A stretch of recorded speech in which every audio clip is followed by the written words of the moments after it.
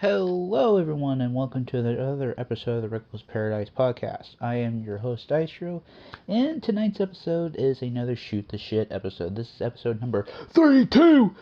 And, wow, okay, there's a lot of notes that I have on this one, so just buckle up, grab your popcorn, grab your drinks, and all that stuff, because it's gonna be kind of, I guess, a little bit longer, maybe, I don't know.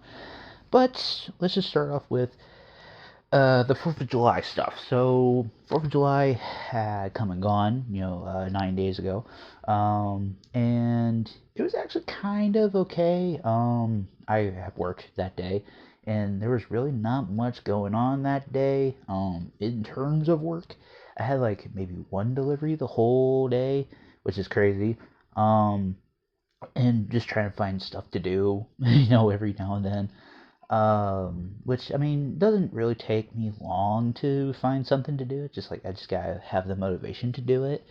But 4th of July went by kind of like quickly. Kind of like had to stay up just a little bit, a little bit longer than I usually do, because people were outside, shooting off fireworks and firecrackers, whatever, God have you. And my dog was just barking the whole time, and like she does not like any loud noises, which I don't blame her at all. So then, the 5th and 6th was kind of okay. People were still firing off fireworks, and didn't kind of quite quiet down till maybe like that next. It was like the next Wednesday of that week. So it was kind of a good little long while for 4th of July people like to get their 4th of July isms out of them and get their fireworks off and all that stuff to save it for next year. But yeah, 4th of July was kind of it was. We didn't do anything like patriotic or anything. We didn't set off any fireworks. We didn't do anything spectacular or big or anything. Which, it's like you don't really have to do big, ginormous like events for it and all that stuff. It's like if you have fireworks, shoot them off. It's like, but just kind of keep in mind, some people the next day have to work, and they don't want to be hearing, fireworks going pow pow pow pow, like at night, and they've got to work the next day. So luckily, I didn't have to work the next day, so that was actually good for me. But yeah, hopefully y'all's 4th of July went good as well. Hopefully y'all had some like barbecue or hot dogs or whatever have you. Hopefully you shot off a lot of fireworks this year. If you didn't fire off a lot of your fireworks, save them for next year. You have them just tucked away. It's kind of like Elf on the Shelf. It's like it's like every once a year, it's like you have to bring them out, and then it's like he just sits there. So then from there, I'm going to be talking about the GCW show and the Wrestling Revolver show that I watched as well. I'm going to start with the Revolver show because it was just happened that Wednesday that I told you about. It was called Revolver Roulette, and every match was a like random draw. So it's like you just didn't know who was going to face who. The main event was a fatal 4-way street fight, which was Myron Reed, who's the Wrestling Revolver World Champion, Jay Chris, Facade, and Dante Leon. Kind of a little bit of a backstory. So Myron Reed beat Jay Chris for the World Championship, and then Facade, I think he was just there to, I guess, fight against Myron. And then Dante Leon and Myron Reed went to a no contest because of Myron's injury, or quote unquote injury, what have you. And this match was like a lot of fun. And they were at a country fairgrounds, county fairgrounds, which was actually kind of cool. And the match, or the whole show as a whole, was like, it was okay. Like some of the matches were kind of like not clunky, but they were just kind of like okay, like, well, some of these people were probably just been through like a hectic day with like all these fair rides, and they're kind of like drained from all this energy and all that stuff. So it's like kind of like try to pick it up and all that crap. But it was actually a pretty good show. It went by really quick. Like, I think by the time I started the end of the first match, and then we got to the main event, it was like 2 hours, maybe 2 hours went by. And that was like a quick 2 hours. Like, it was like there was just no breaks in between or anything, which was actually kind of cool. And I actually kind of like that in my wrestling. Cause like when somebody has to do a speech or do a promo or do a hype video and all that stuff, it kind of like not takes me out of it, but it kind of just like slows the show down a little bit. I'm like, okay, like let's just get this over with and all that stuff. It was actually kind of cool to see Jimmy Jacobs, Zombie Princess Jimmy Jacobs, in action after like I guess I can't remember how many years now. Um, and it was actually some pretty good action. I'm not gonna lie, it was actually some pretty good action. And then I kind of caught the pre-show of Ring of Honor Supercard of Honor last Friday, the 11th. And it was actually some pretty good stuff on the pre-show. I kind of caught the post-match um, with Blake Christian and Jay Lethal, and then saw the six-man tag of Dark Order versus the Frat House, which is stupid gimmick, but alright, whatever. And then I went to GCW Boss of All Bosses. That show, despite me getting tired by like 11, almost like 12 o'clock at night, it was actually a really good show up until when I was starting to get tired. I know it's like I don't know why I was getting tired by that point. I usually stay up till like midnight, maybe 1 o'clock, maybe 2 o'clock if that. But I guess it's just my body just saying like go to bed, you old fart. Um, and I'm 26, about to turn 27 this year, which is crazy. So with that show, GCW Boss of All Bosses, I actually had a little like grading system, I guess if you want to call it that. There was a scramble match that usually kicks off the show, which was Gringo Loco, Jack Hartwheel, Cappuccino Jones, Dulce Tormita, I think that's who it was, Bobby Flacco, and Gavin Ash, I think that's who it was. Some pretty good action on stuff. Some spots were kind of like a little botchy, a little bit here and there. I would love to see Cappuccino Jones and Jack Hartwheel versus Jordan Oliver and Alec Price in the future. That would be a good like tag team match and all that stuff. That would have been really really cool to see. And then it goes into Man Like DeReese coming out with Brody Lee Jr., which was actually kind of cool. Because Brody Lee Jr. was on the ROH show helping the Dark Order. So it was like one of those like it's like if you remember some of the old heads that kind of remember when like Rick Rude was on Monday Night Raw, and then he goes to WCW the exact same night, and he changes his facial hair and all stuff. It kind of just reminded me of that. I don't know why, but it was actually kind of cool to see that. But I digress. Brody Lee Jr. coming out was actually kind of cool. And then the Battle of the Indie Gods, which was Matt Cardona versus Shotzi Blackheart. Shotzi also did the exact same thing Brody Lee Jr. did. Shotzi wrestled Matt Cardona, and then it's like within, I think, the next hour or so, she showed up at House of Glory and beat down Indy Hartwell, which was actually kind of cool. That match between Shotzi and Matt Cardona was fought under Garage Beer Rules, which was basically no DQ. And some of the people in the audience got like sprayed in the face with that beer. Hopefully you guys got some repercussions for that. And that actually was like a pretty good solid match too. And then it kind of gets down a little bit. We were supposed to get Mance Warner versus Ricky Morton. Well, then that turned into a tag team match with Kerry Morton, who is Ricky Morton's son, bastard seed, I say. And then it's Kerry Morton and Mance Warner versus One Manders and Ricky Morton. Some of that match was kind of okay. It's like, it's Ricky Morton, who's like, he's old as dirt, and he's still got it. He could still do that Canadian Destroyer like nobody's business. Power to him, more power to him. But it was like basically like they just kind of went like, okay, well, this match is gonna go long, so like, let's just kind of throw it in there and all stuff. And I was like, okay, whatever.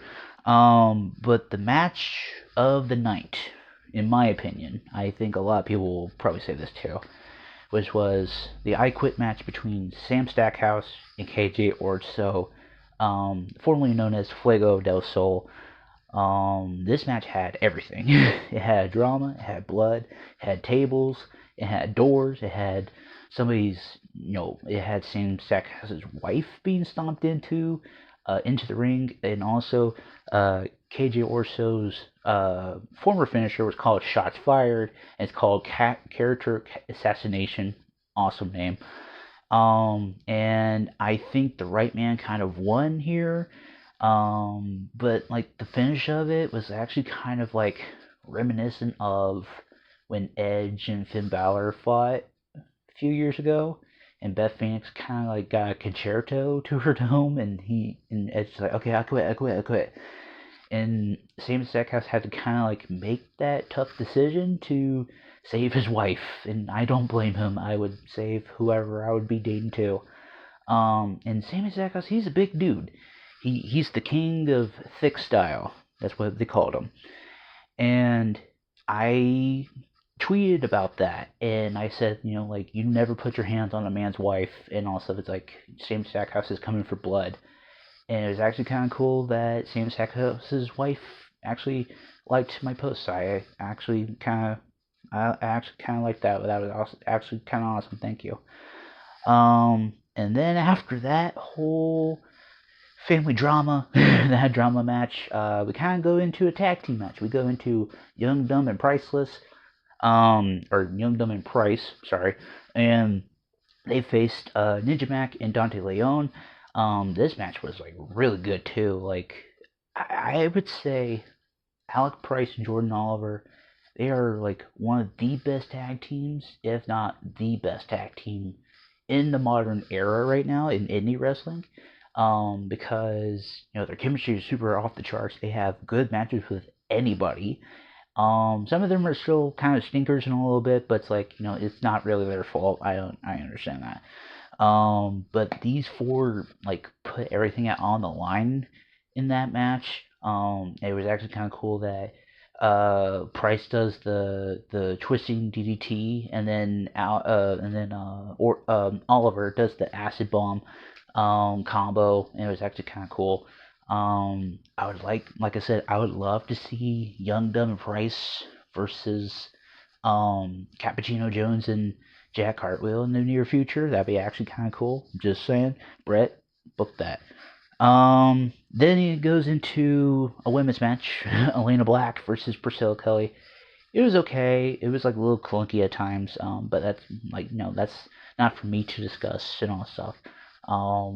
Elena Black kind of continues her winning streak and all stuff.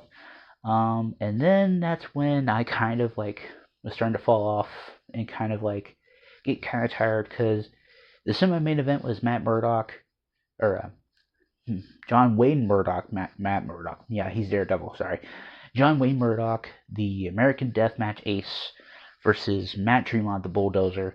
I kind of got into a little bit of it, and then I was like, oh man, I'm starting to get tired. So I got tired, and I was beating myself up, because I was like, I usually never get tired during GCW pay-per-views.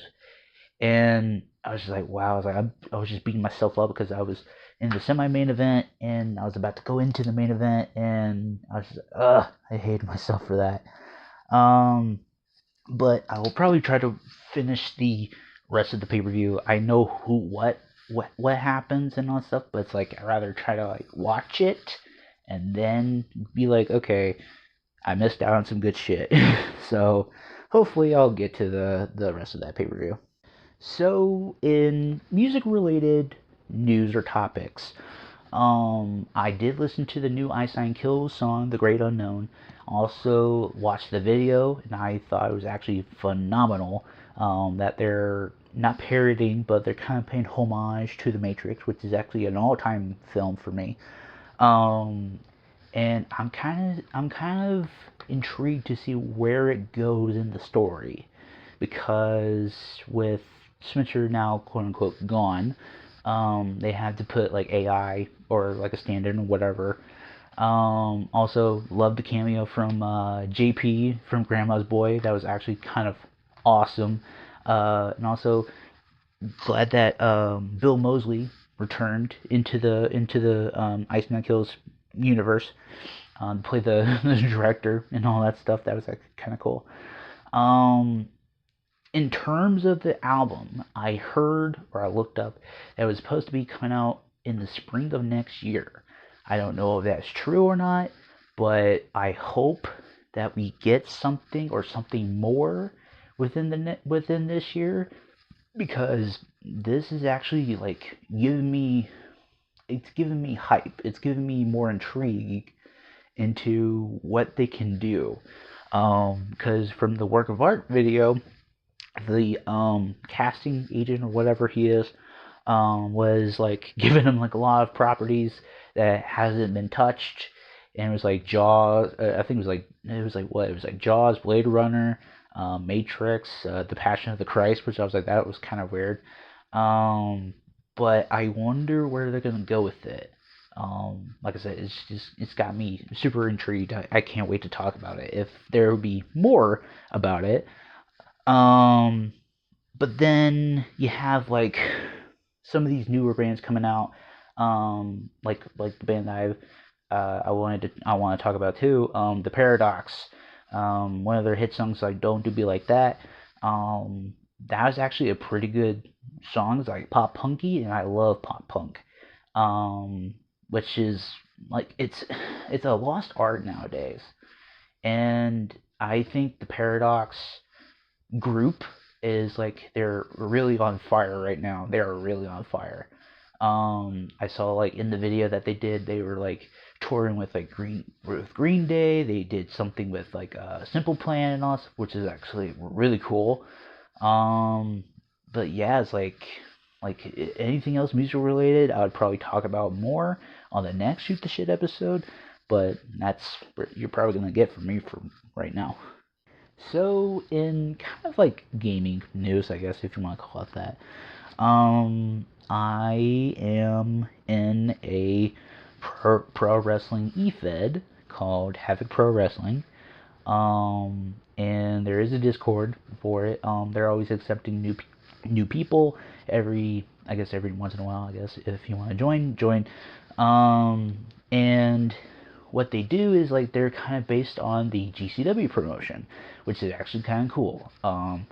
And I am part of the brand Shotgun Pro Wrestling. And my character Chris Chambers, along in the 2K universe, there's like a lot of like clips posting of my guy on my gaming YouTube channel.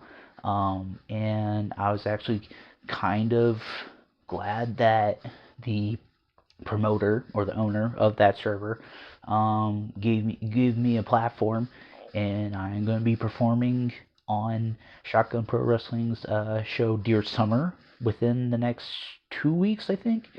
And hopefully eventually working for Havoc Pro Wrestling.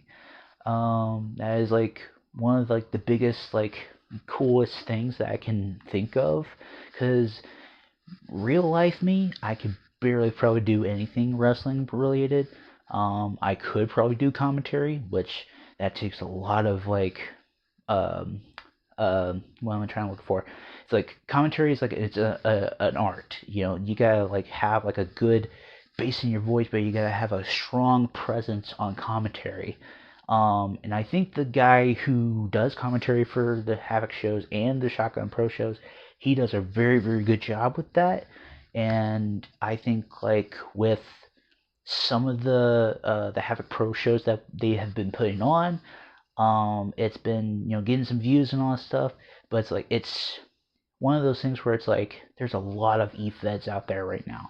There's Spirit Perosu, Havoc Pro Wrestling, Shotgun Pro Wrestling, and there's like many, many more that I could probably name, but I can't really right now.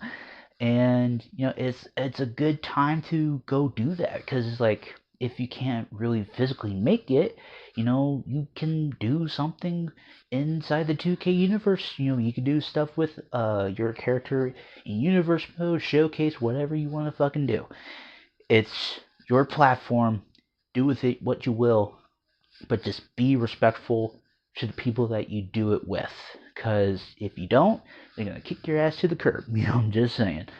But hopefully the Reckless Paradise podcast listeners will go out to the Deer Summer Show on Shotgun Pro, and go and support me and the rest of the people that are doing that show. It's a shameless plug, but I don't care. It's a shameless plug for whatever. But in terms of Reckless Paradise stuff going forward, we do have the I guess 2 announcements, I guess. So if you had saw on our shorts within like the last few days or so, Marissa is coming back to YouTube. It is one of the things that me and Marissa as a whole, as a duo, we are kind of like excited to do, and it is called Reckless Paradise Vlogs. Marissa had taken her old YouTube channel and made it into the vlogging channel, but you'll probably see either me or her and Casey, or just me and whoever I'm with or whatever. And hopefully you guys will be there for that. It is one of the new ventures that we had decided to do as a duo.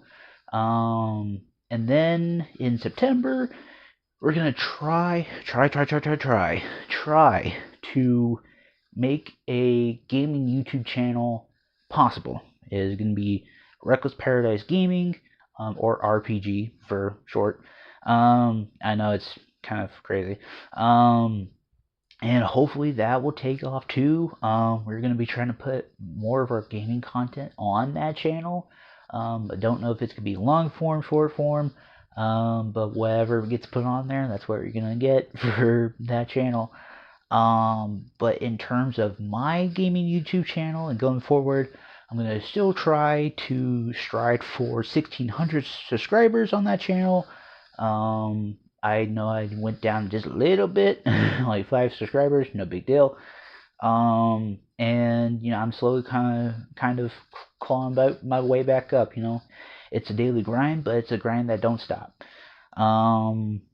But I will say this: if you guys have been riding with us since day one of the podcast channel, please make sure to go follow us on the on Reckless Paradise Vlogs channel, and when the gaming channel gets up and running, go follow us on that. That'd be actually really, really cool. It shows that you guys are sticking with us and stick by us, and we really, really appreciate that. So, to wrap this all up in a nice little bow, if you guys have made it to the end of this video, we do really appreciate it. Please make sure to follow us on all social media links in the description below, which will take you to our Instagram page, Twitter page, the Reddit page, the podcast Reddit page, my game YouTube channel, the vlogging channel, which will be on our podcast channel, and eventually it'll be the gaming channel, but we'll get to that when we get to that. And tonight's song of the night is a song that I have had more respect for and more, I guess, consideration for, and it is from Good Charlotte. And it's not any of the new stuff. It's something from their old past. It is from the Young and Hopeless album. It is the song called Hold On. And I thought, Hold On was just like one of those like kind of like feel good kind of songs and all that stuff. But when you look at the lyrics and when you listen to the video and watch the video, it has a deeper meaning. And I will say, on the video, it has a viewer discretion is advised because it talks about a tough subject about, committing suicide and all that stuff. So, I will warn you that if you do get triggered by that, go watch something else. They don't, they won't be hurt by, if you leave their video. They won't be hurt. But I will say it was actually a really cool, I guess, it was a good moment for me because it's like I know somebody that's been through that, and it kind of almost made me cry and almost made me shed a tear, which was actually kind of cool. And it just, I don't want to talk about it more, because I will start to tear up. But yeah, so tonight's on the night. Hold On by Good Charlotte, and that's it for the Shoot the Shit episode 32. And I will see you guys next Thursday for another episode of the Reckless Paradise podcast. Peace.